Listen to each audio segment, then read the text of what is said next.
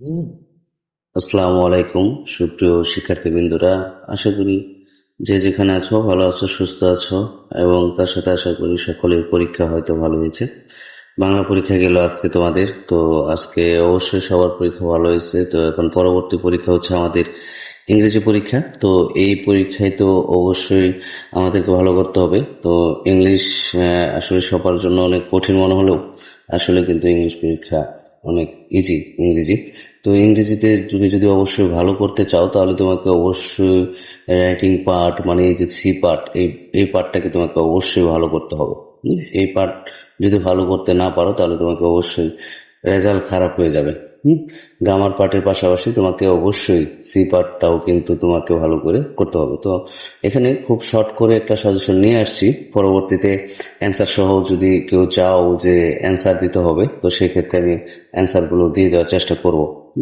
তো এখন যেটা আমি করছি, দেখো, জব অ্যাপ্লিকেশন সিভি গুলো কিভাবে করতে হয় সেই বিষয়ে দেখবা। তবে এই যে সিভি গুলো এখানে আমি দিয়ে দিয়েছি সেগুলো কিন্তু মোস্ট ইম্পর্টেন্ট। হ্যাঁ, মোস্ট ইম্পর্টেন্ট এগুলো। এই অ্যাপ্লিকেশন গুলো তোমাকে অবশ্যই অবশ্যই পড়তে হবে যদি তুমি ভালো করতে চাও।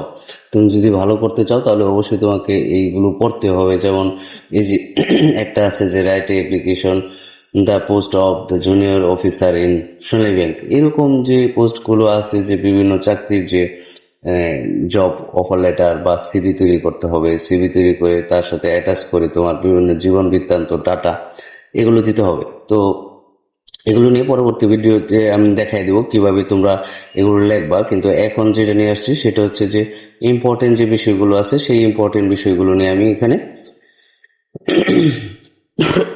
দিয়ে দিচ্ছি। এখানে 2 স্টার 3 স্টার খুব সুন্দর করে ক্রমিক অনুসারে সাজিয়ে দিয়েছি, যে এটা তোমাদের কাছে ইজি লাগে সেগুলো অবশ্যই পড়বা। আর 3 স্টার গুলো তো অবশ্যই তোমাকে পড়তে হবে। তারপরে এখানে দেখো গ্রাফিক্স ডিজাইন সম্পর্কেও কিন্তু, সরি, গ্রাফটের যেটা আছে এটাও কিন্তু আমরা দিয়ে দিছি। হ্যাঁ, এটাও তোমরা পড়তে হবে। গ্রাফসের যেগুলো আছে এগুলো থেকে তোমাদের আমরা কিন্তু জানি যে এখানে আমাদের একটা হিউজ মার্ক কিন্তু এখানে থাকে, তাই না? এই মার্কগুলোকে অবশ্যই যদি তুমি কাউন্ট করতে চাও তাহলে তোমাকে কি করতে হবে? পড়তে হবে। তোমাকে অবশ্যই ভালো করে পড়তে হবে। তো সুপ্রিয় শিক্ষার্থীবৃন্দরা, যদি ভিডিওটি ভালো লেগে থাকে এবং তোমাদের পছন্দের সাজেশন যদি আরো কেউ যদি তোমরা সাজেশন চাও তাহলে অবশ্যই তোমরা এখানে আমার চ্যানেলটি ফলো করে রাখো, যেন পরবর্তীতে আমি ভিডিও দেওয়ার সাথে সাথে তোমরা সেটা পেয়ে যাও। এবং কারো যদি উত্তর সহ লাগে তাহলে সেটাও আমাকে জানাবা, যে আমি উত্তর দিয়ে দিব পরবর্তীতে। ঠিক আছে, সুপ্রিয় শিক্ষার্থী বন্ধুরা, ভালো থাকো, সুস্থ থাকো। আসসালামু আলাইকুম।